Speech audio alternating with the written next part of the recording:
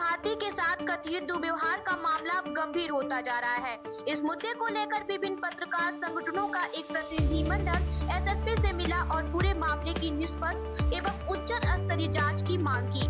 पत्रकारों का आरोप है कि खूनी क्षेत्र में समाचार कवरेज के दौरान ड्यूटी पर तैनात पुलिस कर्मियों ने अमित भारती को कवरेज करने से रोका, उनका मोबाइल फोन अपने कब्जे में ले लिया और काफी देर बाद वापस किया।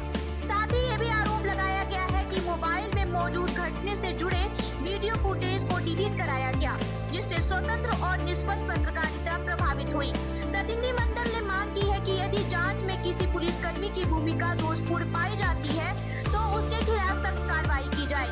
साथ ही पत्रकारों को समाचार संकलन के दौरान सुरक्षित और निर्भय माहौल उपलब्ध कराया जाए।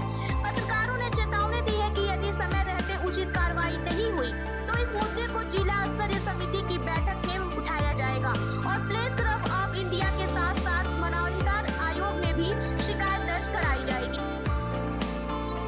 विगत 10 तारीख की रात में एक मामला हुआ था हमारे पत्रकार साथी अमित भारती के साथ, जो दी समाचार टाइम्स के रिपोर्टर हैं गोरखपुर के अंदर।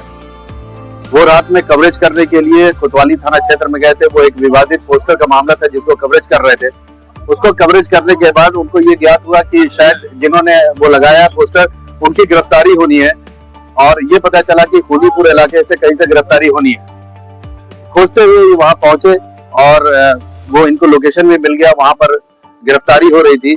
ये बाहर से खड़े होकर के पूरा विजुअल बना रहे थे। इसी बीच सीओ कोतवाली ने ऑर्डर किया अपने मातहतों को कि जो लोग भी यहाँ पर वीडियो बना रहे हैं उनके मोबाइल को ले लिया जाए, जब्त कर लिया जाए। उस क्रम में हमारे पत्रकार साथी का भी मोबाइल लेकर के जब्त किया। हालांकि उन्होंने कई मरतबा बताया कि हम पत्रकार हैं, उन्होंने अपनी आइडेंटिटी भी दिखाने की कोशिश की, लेकिन कोई नहीं सुना और उनको लेकर करके मोबाइल लेकर के कोतवाली की तरफ चले गए। और लगातार संपर्क स्थापित करने पर पता नहीं चल रहा था क्या कहा गया है। आधे घंटे के बाद किसी दूसरे साथी पत्रकार वहां पहुंचे जिनको सूचना मिली। उसके बाद लगातार खोजबीन हो रहा था। तकरीबन 2.5 घंटे के बाद 12:30-1 बजे का वक्त रहा होगा, इनको बुलाया गया कोतवाली के अंदर। जो चौकी इंचार्ज है आपके दुर्गाबाड़ी के, उन्होंने इनको बुलाया।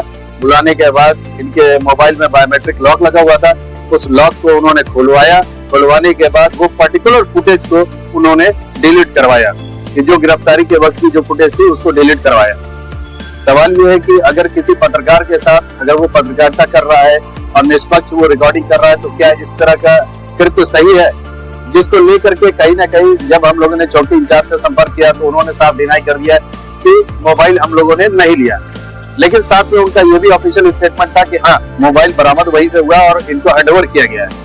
सवाल है कि अगर गलतफहमी में किसी पत्रकार को पहचाना नहीं किसी ने और उनको गिरफ्तार कर लिया गया है और जब ये आइडेंटिफाई हो गया है कि वो पत्रकार है, तो उसके बाद उनका वीडियो डिलीट क्यों कराया गया? दूसरी बात, जिस तरह से वहां पर सीओ साहब पेश आ रहे थे या बाकी लोग पेश आ रहे थे, वो ऐसा लग रहा था कि जैसे पत्रकार नहीं वो आतंकवादी हो। तो इस तरह की अगर जहां पर हमारे पत्रकार न दिन देखते हैं, न रात, न धूप, न छांव, न पानी, और अगर वो मेहनत कर रहे हैं और शाने बशाने पुलिस के चल रहे हैं, तो इस तरह का घोर निंदनीय है। आज गोरखपुर की जितनी भी पत्रकार एसोसिएशन है, संस्थाएं हैं, वो सब एकजुट होकर करके आज हमने वरिष्ठ पुलिस अधीक्षक से मिले हैं, अपनी बात कहा है। उन्होंने आश्वासन दिया है कि इस तरह की पुनरावृत्ति दोबारा नहीं होगी।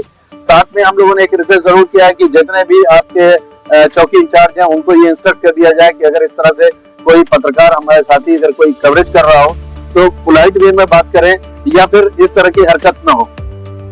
तो ये पहला और दूसरा तीसरा चांस है, इनको दिया गया है।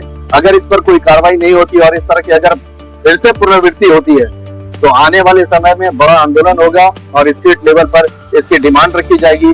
और फर्दर अगर इस तरह की पुनरावृत्ति होती है जाने या अनजाने में, तो हम तो कहेंगे कि जो भी एसोसिएशन है वो साथ बैठे और कवरेज करना बंद कर दें। बस एक जान लीजिए कि हम की करने आए हैं, ना राजनीति करेंगे। हम लोग का काम है सिर्फ अपना खबर दिखाना और सत्यता दिखाना।